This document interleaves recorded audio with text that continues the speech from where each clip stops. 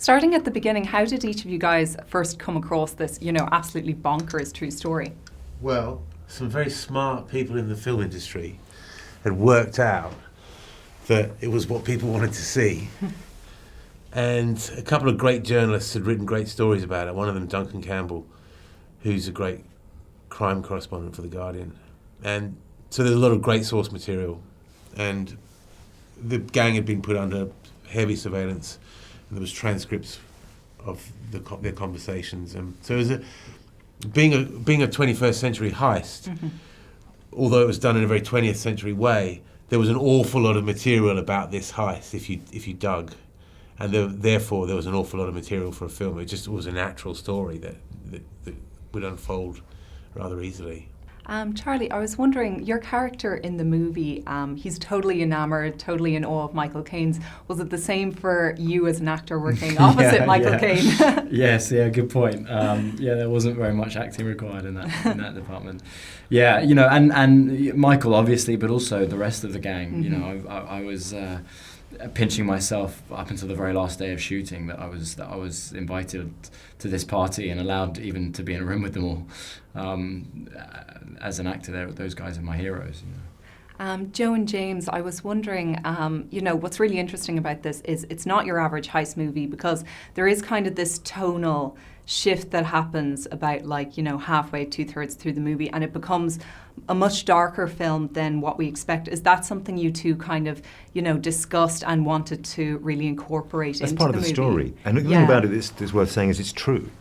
Most heist films aren't true. Ocean's 11 isn't true. That didn't happen. This kind of happened.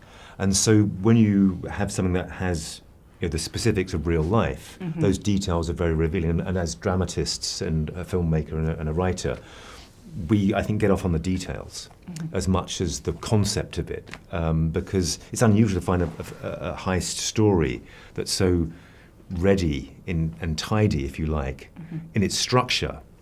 And then within that structure, you begin to enjoy the relationships of the characters, and that tells you the story is how they relate to each other, is the engine of the story, essentially. Now they end up squabbling with each other, to put it mildly. That, I think, is all grist to the dramatic mill that we were working in.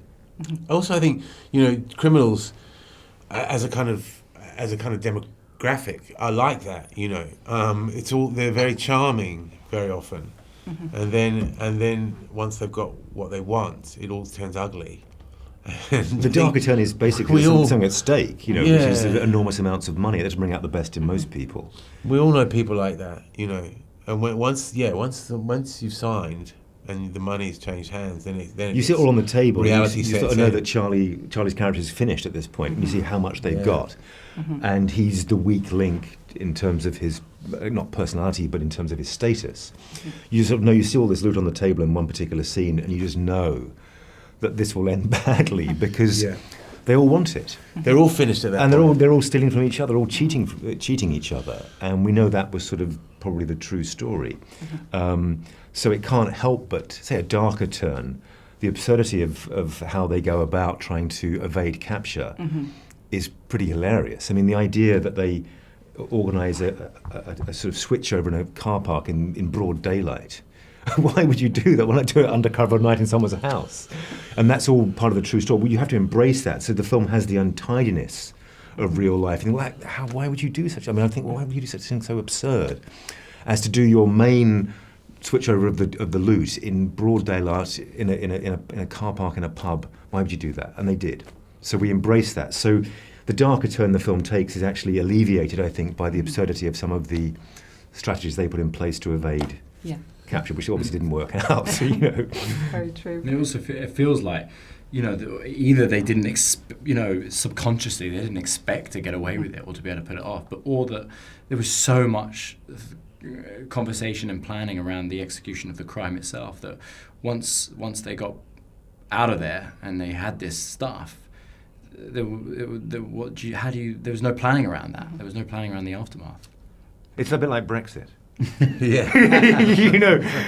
It's going to happen, but no one's really thought about what will happen beyond it, and it may go the same way. But also, I think there are some home truths that come out about. I mean, there's some scenes between Michael and Charlie's characters where Michael says at one point, "Don't look like I'm old and you pity me."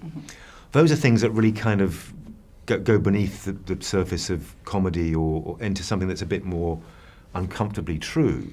And you see the indignities of old age play out, both before, during, and after the crime. And there's a kind of pathos, dare I say, in that too, not just comedy or absurdity. They're very aware of their mortality Yeah. and the fact that, since it happened, one of them has died, one of them has damn nearly died, And when they started the crime, one of them's, Brian Reeder's wife had died and left a kind of giant hole in his life, really.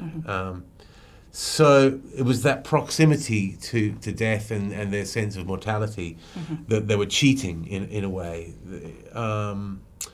by doing this audacious crime that was all really fascinating, on a universal level. Charlie, I hope you don't mind me taking a brief aside just to ask you, because the teaser trailer for Daredevil Season 3 has dropped. Right. It's gotten people very excited. Yeah. Is there anything you can tell us about the new season? I don't think I can, unfortunately. I should have asked whether I was allowed to talk about it. I don't know yet. No, I only just to say that I'm very excited about it. People know that we've taken some ideas and some kind of themes from the Born Again series, which of course is a fan favourite. Did you get to wear a wig in it? I do not wear a wig. Oh, what a shame. Unfortunately, I don't wear a female red wig, but... Is there even maybe 3 words you can give us just to describe it in? That can't be a spoiler. They would probably be the same words that I've described other past seasons. The one thing I will say is that we do have a scene that is an homage to the corridor scene in the first season that people ask a lot about, and I think we may have even outdone ourselves with this one. I'm very excited for the fans to see that. Brilliant. Thank you Okay, so that's much. all the time I have, guys. Thank you you. so much.